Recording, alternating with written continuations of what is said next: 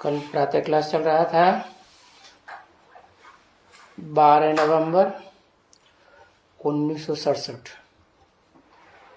रविवार को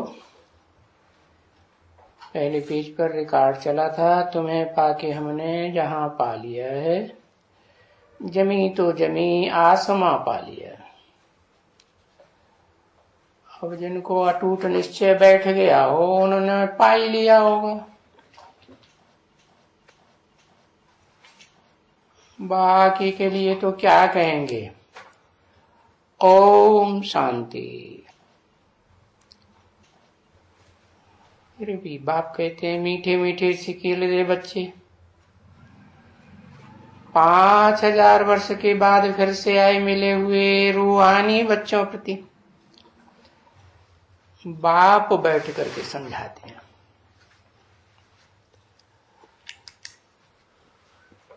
बैठ करके समझाते हैं माना कोई शरीर में प्रवेश करके समझाते हैं। और कौन सा बाप? बेहद का बाप। बेहद के ऐसे तो दो बाप हैं, एक आत्माओं का बाप, बिंदु बिंदु ज्योति बिंदु आत्माओं का बाप ज्योति बिंदु शिव, निराकार आत्माओं का निराकार बाप। और दूसरा है मनुष्य सृष्टि का बाप, जो सभी धर्मों में गाया हुआ है, आदम एडम आदिदेव। तो कौन सा बाप समझाते हैं? इस मनुष्य सृष्टि का बाप है। जैसे मनुष्य सृष्टि में जो भी मनुष्य आत्माएं हैं सब मन वाली हैं, चंचल मन वाली। चंचल मन एक जगह स्थिर तो होता नहीं है। पूछे तब बताओ। हाँ, जब एक जगह स्थिर ही नहीं होता तो अस्थिर मन वाली आत्माएं तो क्या समझावेंगे। वो तो एक ही सुप्रीम सोल बाप है जिसको मन ही नहीं है। मन की चंचलता होने का सवाल ही नहीं। तो वही बाप आकर के रूहानी बाप इस मनुष्य सृष्टि में आते हैं। तो जिस तन में भी प्रवेश करते हैं उसका नाम ब्रह्मा रखते हैं। अब शास्त्रों में चित्रकारों ने चित्र तो सही दिखाई दिया, 4 मुखों वाला ब्रह्मा, पंचमुखी ब्रह्मा भी कहते, लेकिन मोस्टली 4 मुखों वाला ब्रह्मा ही दिखाया जाता है। कहते हैं 5वां मुख था तो ऊर्ध्वमुखी, लेकिन देह अभिमानी होने के कारण गालियां बकने लगा तो उसको काट दिया। ऐसे शास्त्रों में लिखा हुआ है। अब रूहानी बाप कहते हैं मैं तो मुकर्रर रूप भी इस सृष्टि पर जब तक पार्ट बजाता हूं, मुकर्रर पार्ट बजाता हूं, तो मुकर्रर पार्ट के लिए मुझे मुकर्रर शरीर भी चाहिए। अब वो शरीरधारी आत्मा देह अभिमानी हो या आत्मा अभिमानी। अब जिनमें भी प्रवेश करते हैं देह अभिमानी तो सभी होते हैं। अगर देह अभिमानी न हो तो जिनका नाम ब्रह्मा देते हैं वो ब्रह्मा नामधारियों की पूजा होती ना, होती है क्या? नहीं। तो एक ही ब्रह्म है, परम ब्रह्म जिसे कहा जाता है, जिसमें मुकर्रर रूप से प्रवेश करते हैं। हाँ, उस रूहानी बाप उस तन के द्वारा समझाते हैं। अच्छा, सुनाते नहीं हैं?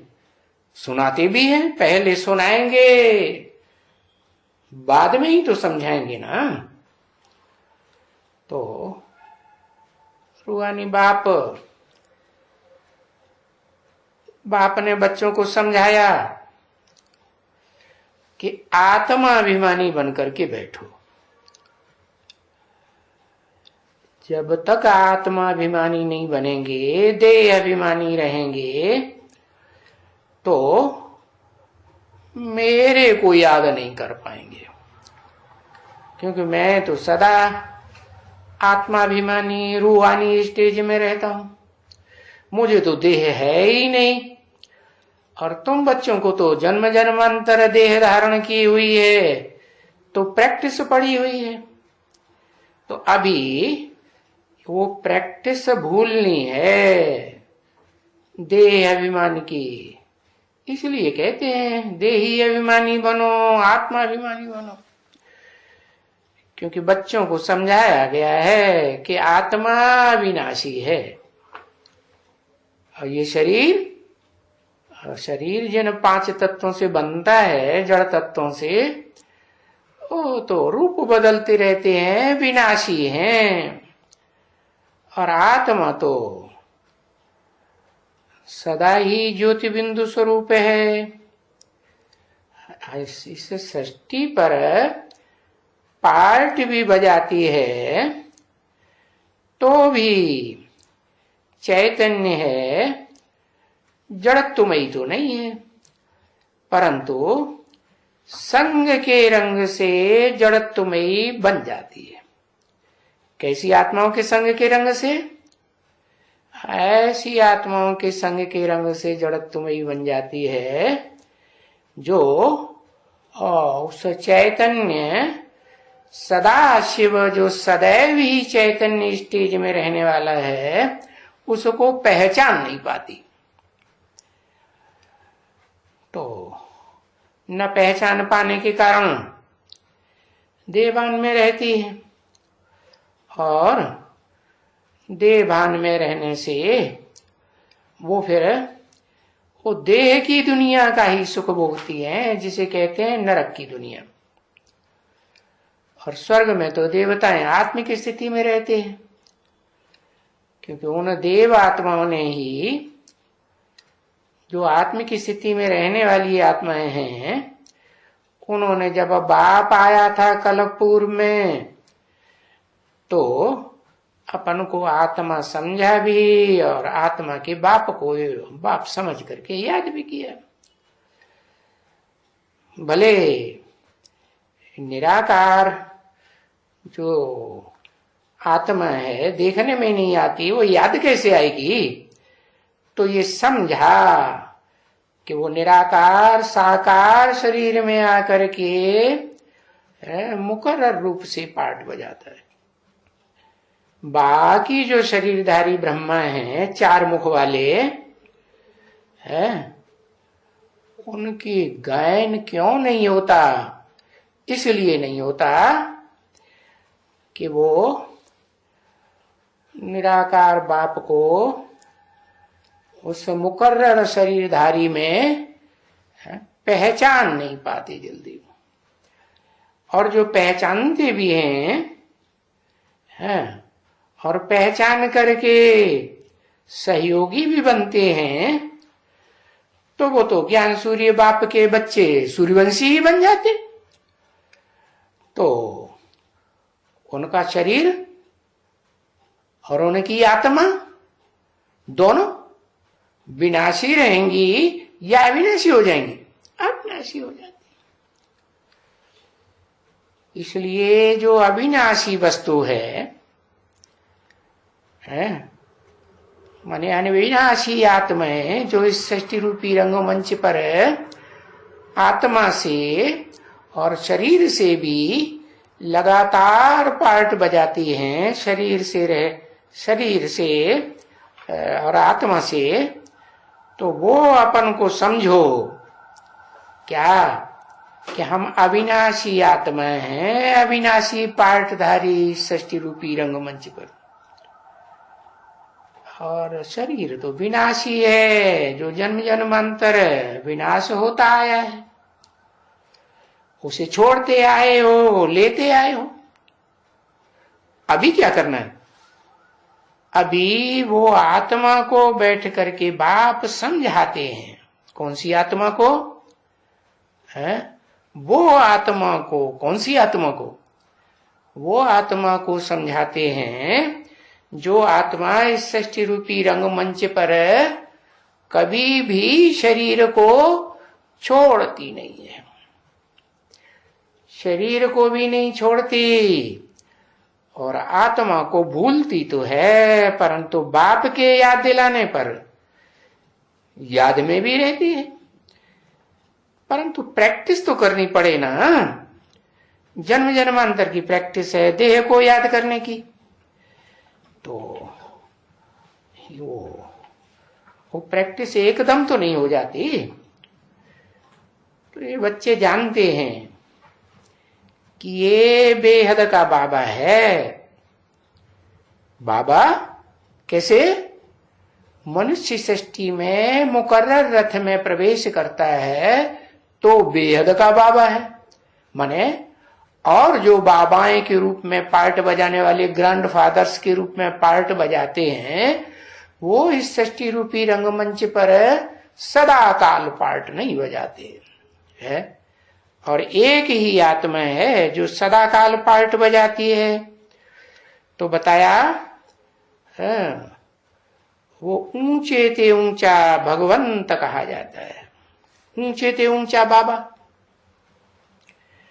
है। बाबा ने समझाया कि और देवताओं को भगवंत नहीं कहा जा सकता है। क्यों? क्यों नहीं कहा जा सकता? क्योंकि इतने भाग्यवान बनते नहीं। कितने भाग्यवान? इतने भाग्यवान नहीं बनते जितना वो आत्मा आदम विश्व का बादशाह बनती है। ब्रह्मा को भी देवता कहा जाता है, विष्णु को भी देवता कहा जाता है, ऐसे तो शंकर को भी देवता कहा जाता है? परंतु ऊंचे ते ऊंचा फिर भगवंत कहा जाता है। तो शंकर को भगवंत कह सकते हैं क्या? नहीं कह सकते। क्यों? वो तो मिक्स पार्ट है या एक ही आत्मा का विश्व पिता के रूप में पार्ट है, जगत पिता के रूप में। हाँ, मिक्स पार्ट है। तो वो मिक्स पार्ट जब तक शुद्ध आत्मा इस सृष्टि रूपी रंगमंच की हीरो पार्टधारी के रूप में इस सृष्टि रूपी रंगमंच पर सबको अनुभव न हो नंबरवार, तब तक उसे देवता ही क्या है, मनुष्य ही कहेंगे ना। क्यों? कि शंकर मिक्स पार्ट है तो उसमें किसका किसका पार्ट मिक्स है? अधूरा चंद्रमा का पार्ट मिक्स है? संपूर्ण सोल जो सदा संपन्न है शिव का पार्ट मिक्स है? तीसरे नेत्र के रूप में दिखाते हैं ना। और जो शरीरधारी है उस आत्मा का भी पार्ट है। तो जो शरीरधारी है जब तक देहभान है तब तक उसे न देवता कहेंगे और न भगवंत कहेंगे। हाँ, आत्म की स्थिति में स्थिर हो जाए और सारा संसार उसे पहचान ले कि ये है ऊंचे ते ऊंचा महान ते महान देवता का पार्ट, तब कहा जाएगा विश्व पिता। तो ऊंचे ते ऊंचा भगवंत हुआ। तो बच्चों की बुद्धि में यही बात है क्या कि हम उस परम धाम में रहने वाले हैं। हम आत्माएं कोई सूक्ष्म शरीर धारण करने वाली आत्माएं नहीं है। क्यों? सूक्ष्म शरीर कौन धारण करती है? वो ही आत्माएं सूक्ष्म शरीर धारण करती हैं जिन्होंने जिनके ऊपर पापों का बोझा बहुत चढ़ जाता है। तो ज्यादा पे पाप का बोझा न चढ़े, इसलिए सूक्ष्म शरीर मिलता है। और सूक्ष्म शरीर से न पाप बनेगा न पुण्य बनेगा। जब तक साकार शरीर है तो पाप और पुण्य बनता है। तो हम बच्चे जो बाप के कैसे बच्चे हैं, इस षष्टि रूपी रंगमंच पर पूरा 84 जन्म का लाउंड पार्ट बजाने वाले हैं नंबरवार।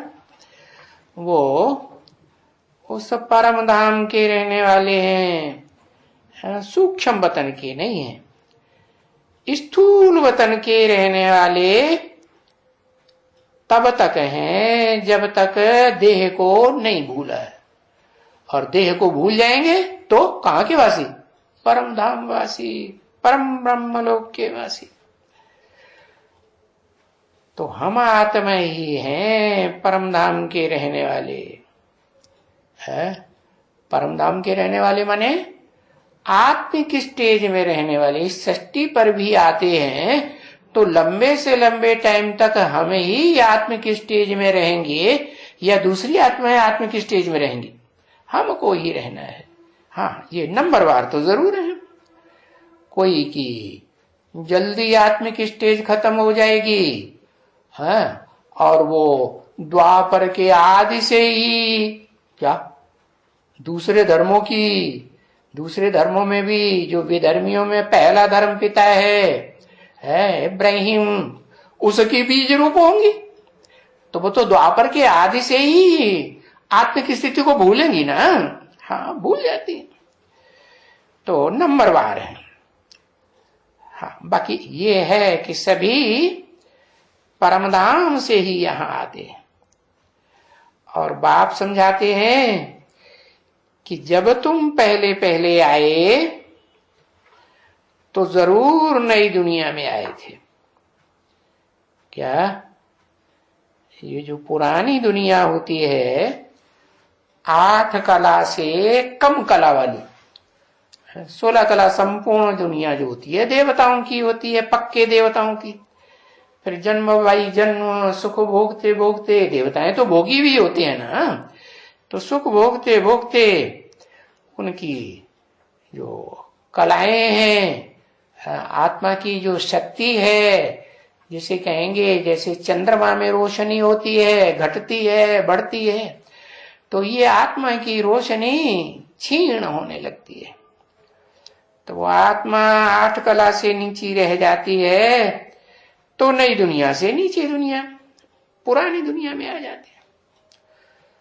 तो हम पहले भी पूर्व कल्प में भी सतयुग में आए थे और अभी भी हम इस पुरानी दुनिया को छोड़ करके नई सतयुगी दुनिया 16 कला संपूर्ण में ही आएंगे। और 16 कला संपूर्ण से भी ऊंची स्टेज कलातीत सुख का भी सुख, हाँ, इस शरीर को ही निरोगी कंचन काया बनाकर भोगेंगे। तो फिर सतयुग में तुम विश्व का मालिक है, महाराजन और महाराजा महारानी। तो कौन सा सतयुग? सतयुग आदि कहेंगे या सिर्फ सतयुग कहेंगे? कहेंगे सतयुग आदि। फिर भी सतयुग तो कहेंगे ना, सत्य का युग है। जो सच्ची सच्ची आत्माएं हैं वो ही उस जन्म में आकर के सुख का लाभ लेती है। तो बताया कि वहां यथा राजा रानी तथा प्रजा नंबरवार आत्माएं फिर यहां इस दुनिया में है, जो नरक की दुनिया है, वहां उतरती है। कहां से उतरती है? पहले तो परमधाम आत्मलोक से उतरती है, फिर नई दुनिया में आती है। तो नंगी आत्माएं आई थी, और सतयुग में भी अपन को नंगी आत्मा समझते हैं या देह समझते हैं? नंगी आत्मा समझते हैं। तो स्वर्ग से कहो या परमधाम से कहो, अंतर क्या है? स्वर्ग में देह भी होती है, फिर देह होते हुए भी निराकार ज्योति बिंदु आत्मिक स्मृति में रहते हैं, और परमधाम में देह नहीं होती है, तो वहां गिरने की बात ही नहीं। आत्मा जो है शक्ति क्षीण होने की बात नहीं। तो फिर भी जब नरक की दुनिया में आए तो क्या कहेंगे, हम नंगे आए थे या ये शरीर रूपी कपड़े की स्मृति लेके आए थे? नंगे आए थे। और आते ही तुम बच्चे ये बन गए हैं। क्या बन गए हैं? पुनर्जन्म लेते लेते क्या बन गए? हाँ, ये जो द्वैतवादी दुनिया है ना, दैत्यों की है। किसकी दुनिया? दैत्यों की। दैत्य माने है, दैत्य कहा जाता है जो हिंसा करते हैं, है, चीड़ फाड़ कर देते हैं। तो ऐसे काम विकार के जो चेहरे हैं, काम विकार को छोड़ ही नहीं सकते हैं, है, कोई भी जन्म में। तो ऐसी आत्माओं के संग के रंग में आकर के तुम ये बन जाते हो। क्या बन जाते हो? द्वैतवादी दैत्यों के संग में आकर के क्या तुम भी दैत्य बन जाते हो। तो पीछे बच्चे ये जानते हैं कि हाँ, कि हम पुनर्जन्म लेते लेते लेते अभी आकर के है तमो प्रधान बन गए। अभी माने कभी? कलयुग में। ये दुनिया भी 4 युगों से पसार होती है ना, दुनिया की हर चीज 4 अवस्थाओं से पसार होती है। तो ये दुनिया भी 4 अवस्थाओं से पसार होती है। सतयुग में सतो प्रधान, त्रेता में सतो सामान्य, और द्वापर में रजो प्रधान, कलयुग में तमो प्रधान हो जाते हैं। तो जब सतयुग में थे तब हम सारे विश्व के मालिक थे, है। जो भी उस समय विश्व धर्मों की आत्माएं थी या नहीं थी, है? चलो,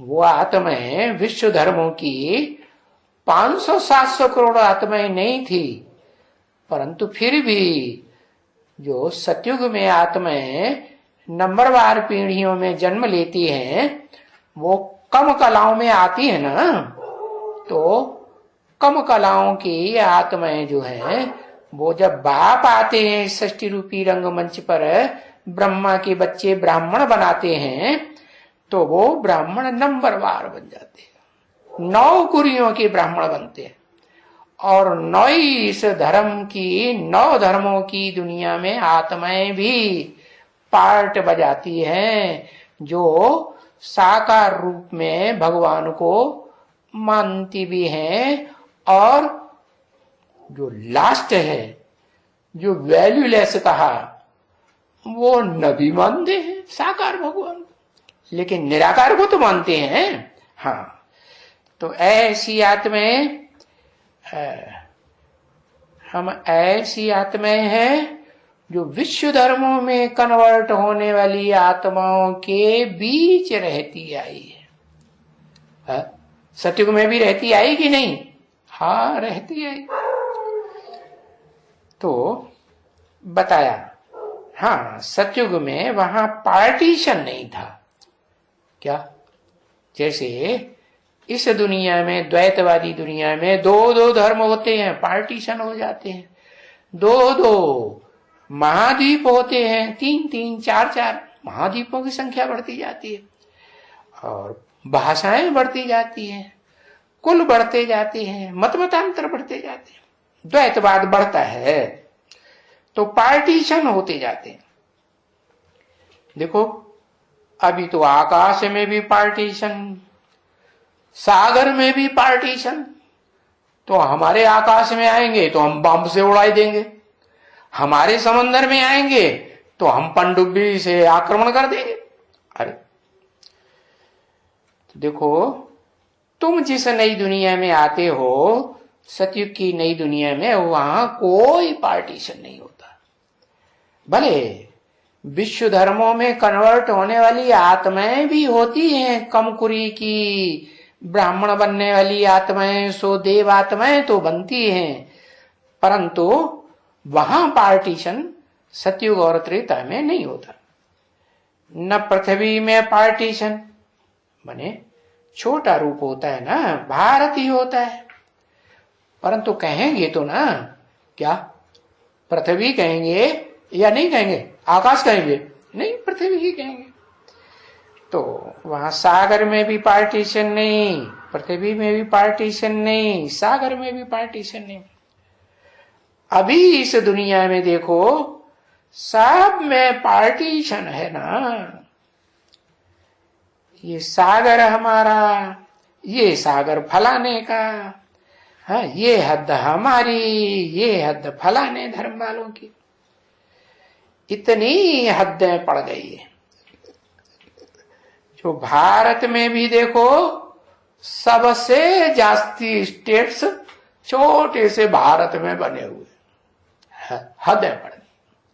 हाँ, और जो राज्य करने वाली पार्टियां हैं उनमें भी सबसे जास्ती पार्टियां भारत में काम करती, और जातियां भी सबसे जास्ती जातियों का पार्टीशन भारत में हुआ पड़ा। धर्म भी सबसे जास्ती दुनिया के धर्म भारत में और भारत की राजधानी में घुसे हुए। तो देखो इतनी हदें भारत में पड़ गई हैं, हदें ही हदें है। कहेंगे ये मैसूर हमारा है, कहेंगे ये महाराष्ट्र हमारा है, ये राजस्थान हमारा है? और सबकी अपनी अपनी वहां कारोबार लगी हुई है अलग अलग। फिर सब स्टेट्स आपस में लड़ते हैं कि नहीं? लड़ते रहते, झगड़ते हैं, काहे के लिए है? पानी के लिए लड़ते हैं। जैसे कर्नाटक में और तमिलनाडु में झगड़ा होता है ना, कौन सी नदी के पानी के ऊपर? कावेरी नदी के पानी के ऊपर, बहुत पुराना झगड़ा। पानी के लिए झगड़ा, धरनी के लिए झगड़ा, फलाने के लिए झगड़ा। देखो नॉर्थ इंडिया में तो कितने पार्टीशन होते जा रहे हैं। हो यूपी है, पहले क्या किया? यूपी शेर का नक्शा था, फिर क्या किया? सरवाए दिया, उसका सरवाए दिया, अब वो गेंडा बन गया, गेंडे जैसा नक्शा बन गया है। फिर इतना ही नहीं, और आगे चल करके क्या है? छत्तीसगढ़ बढ़ाई दिया। हाँ, यूपी का हिस्सा कुछ काटा है? नहीं काटा। नॉर्थ इंडिया का नक्शा जरूर काटा। क्या भोपाल जिसे राजधानी कहते हैं मध्य प्रदेश की, उसका हिस्सा काट लिया। हाँ, कुछ हिस्सा दूसरे राज्यों में से भी काट लिया।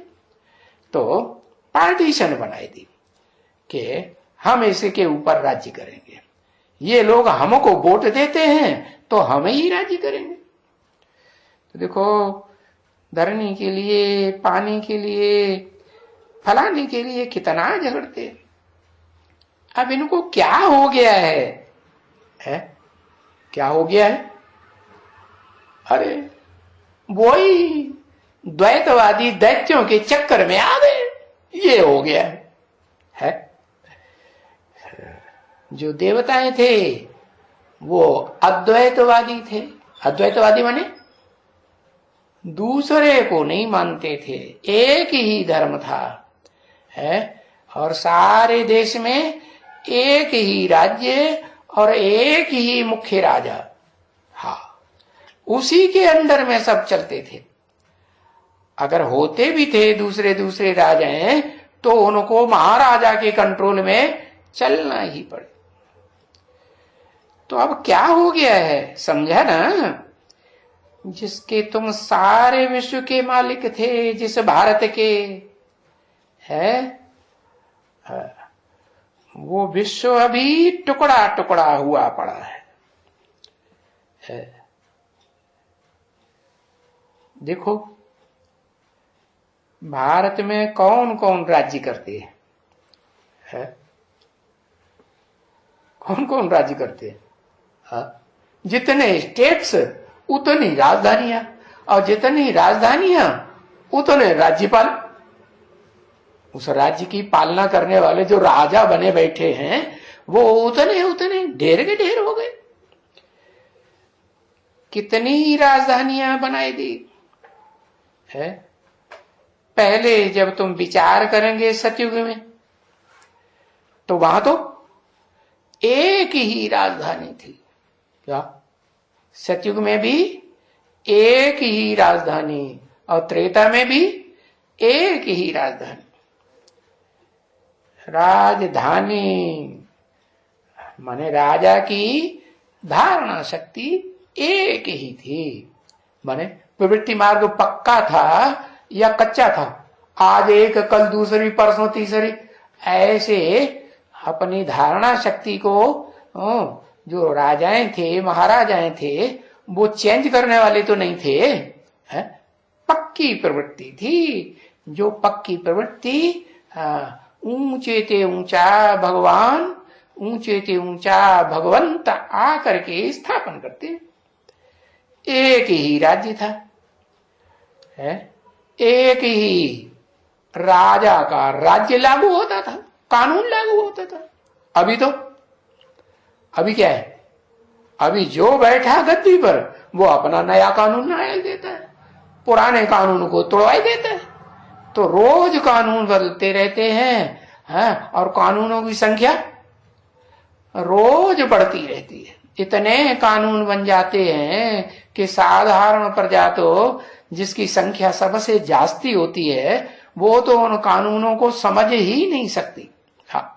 तो फिर अलग पढ़ाई निकालते हैं कानून की पढ़ाई पढ़ाने के लिए। वो वकालत की पढ़ाई पढ़ाने के लिए वो पढ़ाई चाहिए। तो देखो फिर ढेर के ढेर कानून, और फिर वकील लोग क्या करते हैं? वो अपनी तिकड़म लगाते हैं पैसे कमाने की। झूठ को सच्चा, सच्चे को झूठ। एक कानून के ऊपर दूसरा कानून लागू कर देंगे। अरे जो कानून विद हैं उनको ढेर सारे कानून, और एक से एक होशियार। ज्यादा दिमागी या कम दिमागी? ज्यादा से ज्यादा। तो देखो ये पुराना राज्य हो गया ना। पुराना सुखदाई होता है या दुखदाई होता है? पुराना मनुष्य बूढ़ा हो जाता है, दुखदाई हो जाता है ना। खुद भी दुखी होता है, दूसरों को भी दुखी करता है। तो दुनिया की हर चीज ऐसी ही है। ये जो देवी देवता सनातन धर्म था, ये जब नया था तो बहुत सुखदाई था। कैसा सुखदाई? सुख ही सुख था, दुख का नाम निशान नहीं था। और अभी भी वो आदि सनातन धर्म की जो आत्माएं पक्की हैं, जो षष्ठी रूपी वृक्ष में आज भी दिखाई गई हैं, गीता में भी लिखा हुआ है कि वो षष्ठी रूपी वृक्ष का जो मूल तना है नीचे से लेकर ऊपर की ओर ही गया है। न दाईं ओर वो डाली के रूप में झुकता, न बाईं ओर झुकता। तो जो दाईं ओर झुक गए वो ब्रह्मचर्य को पालन करने वाले दाएं हाथ के धर्म कहे जाते हैं। और जो बाईं ओर डालियां झुक गईं वो लेफ्टिस्ट डालियां। गंदा हाथ होता है ना बाएं हाथ, गंदा कर्म करने वाला, गंदगी साफ करने वाला। तो वो विधर्मी आत्माएं दो प्रकार की दिखाई गई, भारतीय और विदेशी। तो विदेशों में ब्रह्मचर्य को महत्व देते हैं क्या? कोई महत्व नहीं देते। उनकी तो जब से आते हैं तो जनसंख्या बहुत थोड़ी होती है, और भारतवासियों की जनसंख्या ज्यादा होती है। तो वो तो इस फिराक में रहते हैं कि हमारी जनसंख्या खूब बढ़े। तो वो खूब क्या करते हैं? वही जो भ्रष्ट इंद्रियां हैं उनसे, कर्म इंद्रियों से वो कर्म करके ढेर सारी संतानें पैदा करते हैं और थोड़े समय ही में ही विश्व में जनसंख्या की इतनी बढ़ोतरी कर देते हैं कि उनका हुजूम बहुत बढ़ जाता है और भारतवासियों का हुजूम कम हो जाता। तो तुम्हारा जो सनातन देवी देवता धर्म का राज्य था वो तो गिरती कला में चला जाता है। तो जैसे कहें इन देवताओं का राज्य था है, किन देवताओं का? जिनके जड़ चित्र बने हुए हैं, ये पीछे चित्र में दिखाया गया है, जड़ चित्र है ना, हाँ, इनका चित्र दिखाया लक्ष्मी नारायण का, इनका राज्य था। पीछे कहेंगे कि ये राज्य प्रायः लोप हो गया। प्रायः लोप हो गया माने पूरा लोप नहीं हो गया। आज भी प्रवृत्ति को मानने वाले ऐसे परिवार हैं जहां 100, 200 से भी ज्यादा भांति एक के कंट्रोल में चलते हैं। हाँ, तो वो प्रवृत्ति मार्ग का परिवार जो सनातन धर्म की परंपरा है वो पूरा लोप नहीं होता। अभी भी हाँ कहीं न कहीं ढूंढने से ऐसे परिवार विश्व में भी और भारत में भी मिलते जरूर है। तो फिर भी ये तो कहेंगे कि वो सनातन जो देवताएं थे पुराने, उनका राज्य तो नहीं है। जिनके राज्य में सुख ही सुख था, दुख का नाम निशान। और अभी कोई कितना भी सुखी हो लेकिन कुछ न कुछ दुख जीवन में जरूर रहता है। और परिवार के प्रत्येक भांति को रहता है या किसी को नहीं रहता, सबको रहता है। तो अब वो राज्य नहीं है देवताओं का, और न वो धर्म है, न धर्म है न उस धर्म का कर्म है। क्या जो श्रेष्ठ इंद्रियों से श्रेष्ठ कर्म करते थे, श्रेष्ठ इंद्रियों से श्रेष्ठ कर्म करके श्रेष्ठ ते श्रेष्ठ दीर्घ काल का अविनाशी सुख भोगते थे, वो सुख भी नहीं रह गया। भ्रष्ट कर्म इंद्रियों का कर्म कैसा रह गया? क्षण भंगुर सुख देने वाला रह गया। थोड़े समय के सुख के लिए क्षण भंगुर कागविष्ठा समान सुख का नाम दिया। या जो सुख देवताओं ने भोगा, देह से ही भोगा ना, वो सुख फिर ऋषि मुनियों ने भोगा, जिन्होंने ब्रह्मचर्य के भाई को बहुत महत्व दिया। वही सुख अब दूसरे धर्म में कन्वर्ट होने वाले भारतवासी भी भोग रहे हैं। वही सुख भोग रहे हैं या प्रभावित हो गए तो कर्मेंद्रियों का सुख भोग रहे हैं। भ्रष्ट कर्मेंद्रियों का सुख भोग रहे हैं। इससे सुख जो है उसकी वो जो क्या कहते हैं लंबाई बहुत क्षीण हो गई।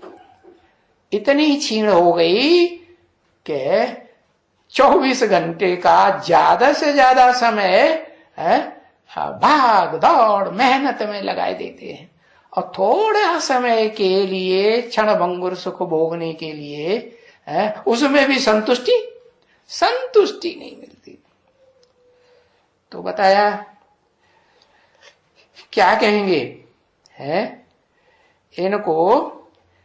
कहेंगे कि ये धर्म नहीं है, भ्रष्ट धर्म और भ्रष्ट कर्म। धर्म भ्रष्ट कर्म भ्रष्ट माना ही भ्रष्टाचारी बन गए। टाइटल तो देते हैं ना एक दो को, है क्या देते हैं, बोलते भी हैं ये दुनिया कैसी बन गई, भ्रष्टाचारी दुनिया बन गई। कैसे आचरण करने वाली? भ्रष्ट इंद्रियों से भ्रष्ट आचरण करने वाली बन गई। भ्रष्ट आचरण क्या होता है? दूसरों को दुख देना, हिंसा करना, ये भ्रष्ट आचरण होता है। और दूसरों को सुख देना, अहिंसक बन के रहना, उसको कहते हैं श्रेष्ठ आचरण। तो श्रेष्ठ आचरण तो श्रेष्ठ इंद्रियों से ही किया जा सकता है। भ्रष्ट इंद्रियों से तो भ्रष्ट आचरण ही होगा। तो अभी कहते तो सब हैं कि ये दुनिया भ्रष्टाचारी है, पर अपन को कोई भ्रष्टाचारी कहते नहीं। एक तुलसीदास जी हुए, हाँ, विद्वानों के बीच में ऐसे बड़े विद्वान कवि जिन्होंने अपने लिए लिख दिया, मैं पतितन को राजा है। मैं पतित तो भ्रष्टाचारी होते हैं ना। क्या पतित होते हैं? जो शक्ति है ना वो छीण करते रहते हैं। शरीर में शक्ति है, स्त्रियों में भी पुरुषों में भी। क्या शक्ति है? रज और वीर की जो मूल शक्ति है उसको छीण करते। उन छीण करने वालों में वो एक आत्मा निकली जो सच्ची है।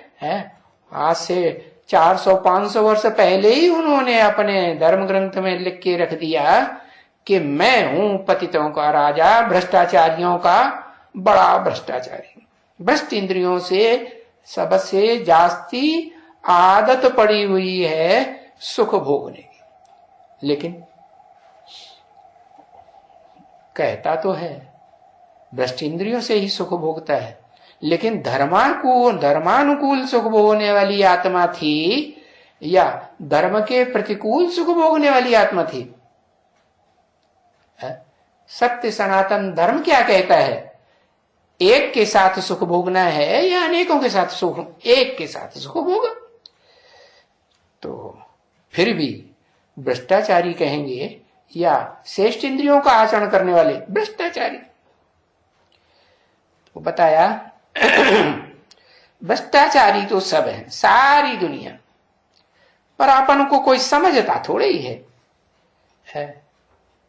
कहते हैं हे भगवान, हे परमपिता, हम पतितों को आकर के पावन बनाओ। पतितों को पावन बनाओ माना हम इस दुनिया में आदी हो गए हैं शक्ति को पात करने के, पतित बनाने के, पतित बन चुके हैं। तो आकर के हमको पावन बनाओ, ऐसी कोई युक्ति बताओ जो हम मन से, बुद्धि से, तन से, वाचा से, कर्मेंद्रियों से शक्ति छीण करने वाले पतित न बने। तो क्या अपन को पतित समझते हैं? कोई कहते हैं पतित पावन आओ, बुलाते भी हैं, परंतु अपन को पतित समझते नहीं है। क्या कोई समझते हैं? नहीं। अगर समझे तो फिर वो कर्म करना छोड़े। कोई भी नहीं समझते। तो बाप अभी बैठकर समझाते हैं, बैठकर समझाते हैं, खड़े होके नहीं। आज के नेता ने तो खड़े होके भाषण देते हैं। बैठकर क्यों बताया? कि कोई शरीर में बैठ करके कोई मुकर्रर रथ है जिसमें बैठ करके समझाते हैं कि हैं पतित, परंतु इतने पत्थर बुद्धि बन पड़े हैं। कितने इतने पत्थर बुद्धि बन पड़े हैं कि अपन को पतित समझते ही नहीं है। हाँ, यही नहीं जानते हैं पतित बुद्धि किसे कहा जाता है और पारस बुद्धि किसे कहा जाता है।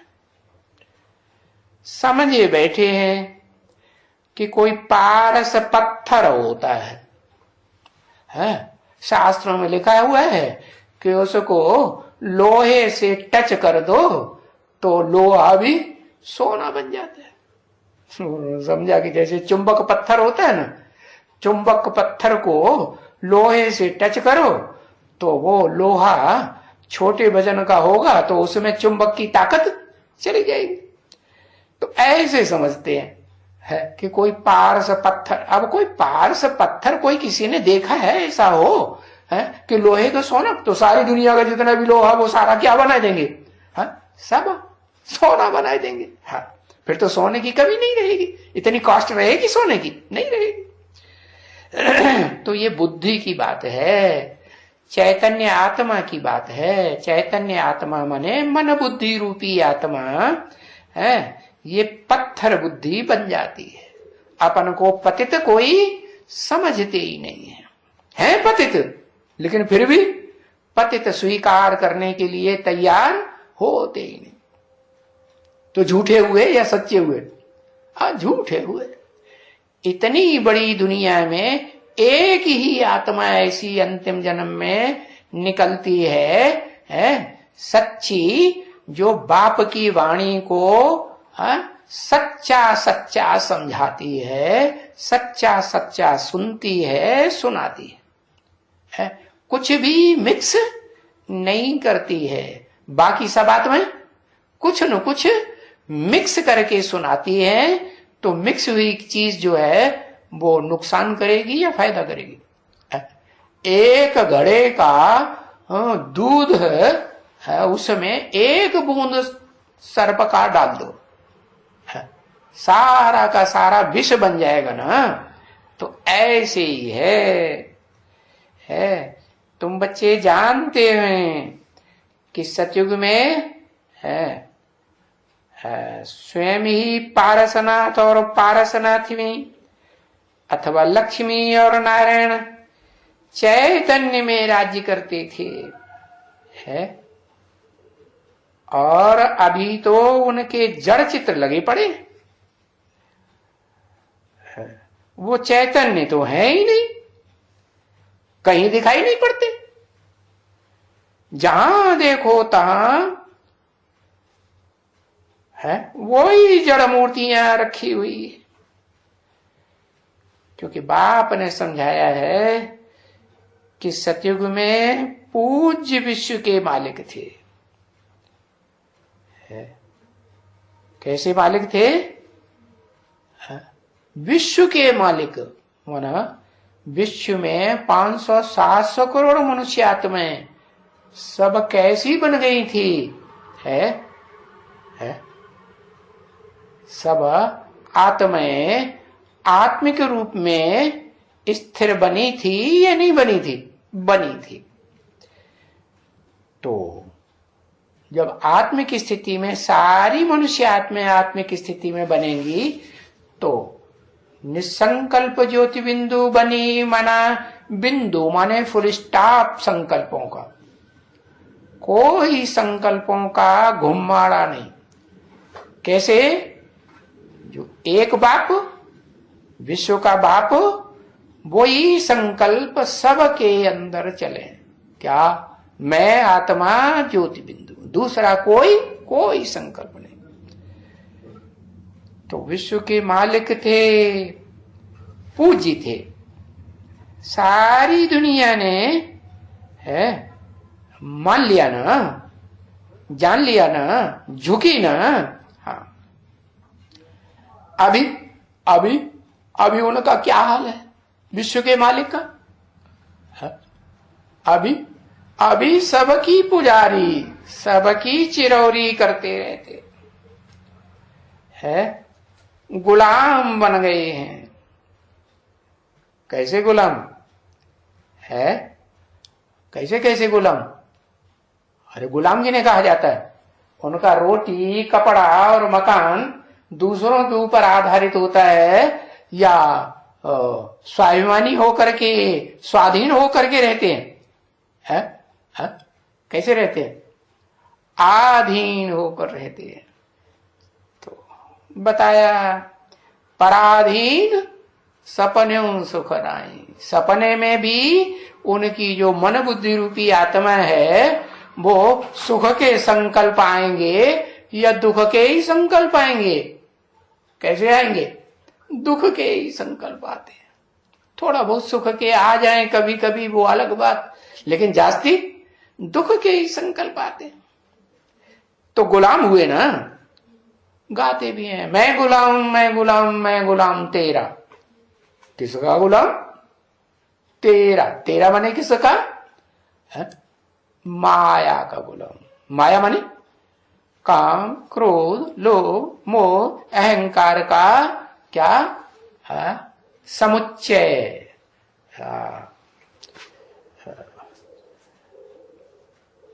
गाया जाता है ना, बताया क्या अभी बताया, मैं गुलाम मैं गुलाम मैं गुलाम तेरा, गुलामी करो। अभी बाबा तो ऐसा नहीं कहेंगे। क्या बाबा स्वाधीन बनाने आए हैं या पराधीन बनाने आए हैं? बाबा तो राजाओं का राजा बनाने आए हैं। राजा किसी के अधीन होता है क्या? नहीं होता है। ये सारी दुनिया में जो भी मनुष्य मात्र हैं वो अब इस समय प्रजातंत्र राज्य सारी दुनिया में फैल गया तो अधीन है या स्वाधीन है? अधीन है। तो बाबा ये अधीनता नहीं सिखाते हैं। बाकी इस मनुष्य मात्र की दुनिया में जो भी मनुष्य आत्माएं हैं वो सब अधीन बनाने वाली है, कोई भी स्वाधीन नहीं बनाता। तो एक ही परमपिता परमात्मा शिव सुप्रीम सोल है, जब साकार मुकर्रर रथ में आते हैं तो स्वाधीन बनाने की तरकीब सिखाते हैं। क्या राजयोग सिखाते हैं ना? हाँ।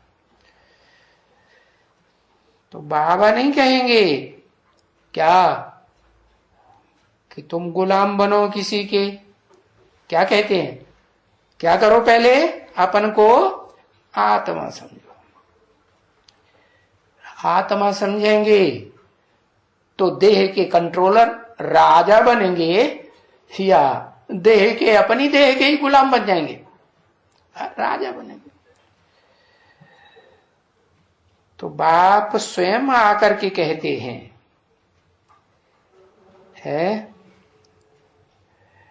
कि बच्चे है, क्या आकर कहते हैं कि बच्चे मैं तुम्हारा गुलाम बन करके आया हुआ। कौन सा बाप कहते हैं? सुप्रीम सोल बाप कहते हैं फुदुक फुदुक के, फुदुक फुदुक के कहते हैं। कैसे कहते हैं? कोई मुकर्रर शरीर में प्रवेश करके कहते हैं कि मैं तुम्हारा गुलाम हूं, मैं तुम्हें माथा झुकाता हूं, मैं तुम्हें नमस्ते करता हूं। मैं माने कोई एक आत्मा या दो आत्मा या कोई दूसरी और है? एक आत्मा। मैं तुम्हारा गुलाम बना हुआ हूं। I am your obedient servant. हाँ, क्योंकि बाप बच्चों का गुलाम होते हैं ना। है ये परंपरा डाली किसने? शिव बाप ने, जो ऊंच ते ऊंच बाप है, उसने ही सृष्टि के आदि में ये परंपरा डाली कि जो भी बाप हैं वो अपने बच्चों के क्या बन करके रहें? गुलाम बन करके रहें। किसे के? अपने बच्चों के, अपने कंट्रोल में रहने वाले बच्चों के या पराये कंट्रोल में रहने वाले बच्चों के? अपने कंट्रोल में, अपने से जो पैदा हुए हैं, दूसरे का संकल्पों का खून नहीं जिनमें बहता है, उनके क्या बन करके रहें? गुलाम बन के रहें। तो बाप बच्चों के गुलाम होते हैं ना, क्योंकि बाप ही रचना रचते हैं, उनकी संभाल करते हैं, बहुत अच्छी तरह से संभाल करते हैं ना। संभाल करते हैं, बचपन से लेकर के नौजवान होने तक संभाल करते हैं ना। और जब बूढ़े होते हैं तो सारे जीवन की जो भी कमाई है, सारी मेहनत है, मेहनताना है, वो सब बच्चों को सौंप करके चले जाते हैं। तो सेवा की ना, सेवादारी हुए ना। तो बताओ कौन सेवा करते हैं? कौन सेवा करते हैं? गुलाम ही तो सेवा करते हैं। बाप क्या कहते हैं? बच्चे I am your most obedient servant. Most obedient servant कब? बच्चे कहें बाबा हमको क्या चाहिए? हमको अभी अभी कंट्रोलिंग पावर चाहिए, तो दे देंगे। क्यों नहीं दे देंगे? क्योंकि आत्मिक स्थिति में स्थित होने वाले बच्चे बने ही नहीं। तो वास्तव में है बाप लौकिक होते हैं और ये बाप तो बेहद का बाप है, पारलौकिक बाप है। पारलौकिक बाप माने इस लोक का बाप नहीं है, पारलोक का बाप है। पारलोक माने इस विषय विकारी दुनिया से पार है वो दुनिया जिसे कहते हैं आत्माओं की दुनिया, अथवा 100% सुधरी हुई आत्माओं की दुनिया जिसे विष्णु लोक कहा जाता है। उसे पारलोक कहेंगे या इहलोक कहेंगे, पारलोक ही कहेंगे। तो देखो पारलौकिक बाप आए हुए हैं, आए हुए हैं। आया हुआ है कि आए हुए हैं? एक है कि ज्यादा है? आए हुए हैं माना दो हैं, एक बेहद का बाप मनुष्य सृष्टि का और एक आत्माओं का बाप, हाँ वो भी बेहद आत्माओं का बाप। ऐसे नहीं सिर्फ देव आत्माओं का बाप, मनुष्य आत्माओं का बाप, राक्षसी आत्माओं का बाप, पशु पक्षियों का बाप, कीड़े मकोड़ों का बाप नहीं, बेहद का बाप। जो भी प्राणी मात्र हैं सबके अंदर जो भी आत्मा काम करती है उन सबका बाप आए हुए हैं। तो तुम पतित को पावन बनाते हैं, क्या करते हैं? आकर के तुम पतितों को पावन बनाते हैं। कैसे? पावन थे देवी देवताएं तो पतित कैसे बने? संग के रंग से आकर के पतित बने और अनेकों के संग के रंग में आकर के पतित बने, विभिचारी बने। तो अब क्या करोगे? अब एक के संग के रंग में आएंगे, कैसे आएंगे? देह के द्वारा या बिना देह के? देह के द्वारा ही आना पड़े, देह की कर्मेंद्रियों के द्वारा आना पड़े, देह की ज्ञान इंद्रियों के द्वारा आना पड़े। तो बाप पतितों को पावन बनाते हैं, है? तो देखो तो पावन बनाते हैं या नहीं बनाते हैं? संग का रंग लगता है या नहीं लगता है? या बाहर की दुनिया में जो बच्चे चले जाते हैं वो ज्यादा सुखी होते हैं? नहीं, बाहर की दुनिया में जाने वाले बहुत दुखी होते हैं, क्योंकि बाप ने बता दिया क्या? बाहर गए हैं और बाप का घर छोड़ा तो माया मुंह फैलाए बैठी हुई है, पूरा ही हप कर जाएगी। ओम शांति।